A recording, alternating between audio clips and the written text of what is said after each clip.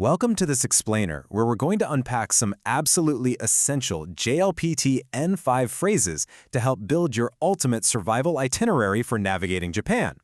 Let's face it, landing in Tokyo can be just as overwhelming as it is exciting, right? But honestly, mastering just a handful of strategic expressions can completely transform your entire experience from super stressful to totally seamless. So today, we are going to turn standard vocabulary into your very own personal travel toolkit. Okay, so here's our itinerary for the day. We are going to cover asking for directions, using local transportation, shopping and prices, finding essential facilities, and finally, basic restaurant interactions. Let's dive right in. All right, starting with Section 1, asking for directions to find your way. Your journey really kicks off the second you step out of the train station. And naturally, you need to find your accommodation. If you've never been, Japan's massive transit hubs can literally feel like absolute labyrinths. So picture this. You're holding your map, you're turning in circles, and your GPS is just bouncing wildly between skyscrapers. You definitely need to ask a friendly local for some help. But here's the good news. You don't need a complex, paragraph-long explanation of your route. You really just need a single, polite, targeted question to point you in the right direction. You can use this incredibly versatile phrase. You just insert your destination right at the beginning and follow it up with wa doko desu ka. Doko is simply the Japanese word for where. So, AB Hotel wa doko desu ka just means where is the AB Hotel. It's short, it's polite, and I promise you, the moment you memorize this modular little grammar structure, the entire country just opens right up to you. Moving on to Section 2, using local transportation to get around. So now that you know exactly where you're going, you realize, well, it's just a bit too far to walk. We've all been there. You're hauling a heavy suitcase after a 14-hour flight, and suddenly navigating the subway feels like climbing Mount Everest. You're with your travel partner, and you want to suggest just hopping into a cab to make things easier. So how do you confidently make this suggestion using basic JLPT N5 vocabulary? You want an expression that clearly states the mode of transport while also signaling a shared action. By combining the word for taxi with de ikimashou, you confidently suggest a mode of transportation, basically acting as a true local guide. Taxi is a wonderfully easy loanword to remember, right? The particle de indicates the method. So in this case, by taxi. And ikimashou just means let's go. The real beauty here is that you could easily swap out taxi for bus to excitedly say, let's go by bus. All right, Section 3, shopping and prices, because we have to secure those souvenirs. You've finally dropped off your bags at the hotel, and now it's time to hit the local markets. Whether you're browsing beautiful ceramics in Kyoto or exploring those absolutely bustling electronic shops in Tokyo, shopping is a massive part of the travel experience. You spot the perfect traditional souvenir, but there's no price tag. You need to ask the shopkeeper. You know, in a lot of traditional markets or smaller boutique stores, prices might not be clearly displayed, so you need a fast, polite way to inquire without awkwardly fumbling around for your translation app. Pointing to the item and just saying, "Kore wa ikura desu ka?" is the most direct and universally understood way to ask for a price in Japan. Kore means this, referring to an item right near you. And ikura is the question word for how much. It's incredibly straightforward, and it instantly lets the shopkeeper know you are ready to do business. Once you are happy with the price, you can use this super polite phrase to formally request to purchase one of the items. Kudasai is an absolute essential word, meaning please give me.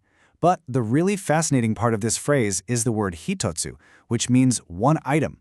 You see, counting in Japanese has some specific rules depending on exactly what it is you're counting. And this brilliantly illustrates how you can adapt your shopping by simply swapping in these official N5 counters to buy multiple souvenirs for your friends back home. If you want 2 items, you use futatsu. For 3, you use mitsu. So saying koreo futatsu kudasai gets you 2 of those beautiful souvenirs. This specific counting system for general small objects is quite literally a cornerstone of basic Japanese proficiency. Just to ground our journey for a second, take a look at this official vocabulary list. These aren't just random words we picked out. Mastering counters like futatsu is an official N5 milestone. It proves that the vocabulary you need to pass that basic exam is the exact same toolkit you need to survive out in the real world. Okay, Section 4, finding essential facilities. It's time for a pit stop, because after hours of shopping and walking, there will inevitably come a time when you need to handle the basic biological needs of any traveler, and you usually need to do it quickly.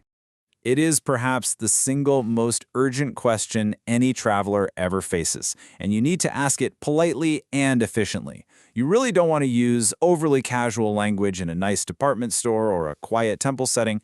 You want a phrase that is universally respectful. Using oterai is a highly polite and respectful way to ask for the bathroom, ensuring you receive some really helpful guidance. Oterai literally translates closer to hand-washing place. Now, while you might hear the lone word toilet, using oterai definitely elevates your language and is always appreciated by locals. And notice we are bringing back our trusty wa doko desu ka structure. Check out the pattern recognition happening right here. The grammatical core stays exactly the same. Once you know wa doko desu ka, you just plug and play your N5 vocabulary words. Looking for the entrance? Iriguchi wa doko desu ka? Need the elevator? Elevator wa doko desu ka? This is efficient, modular learning at its absolute finest. And finally, Section 5, Basic Restaurant Interactions. Time for dining out.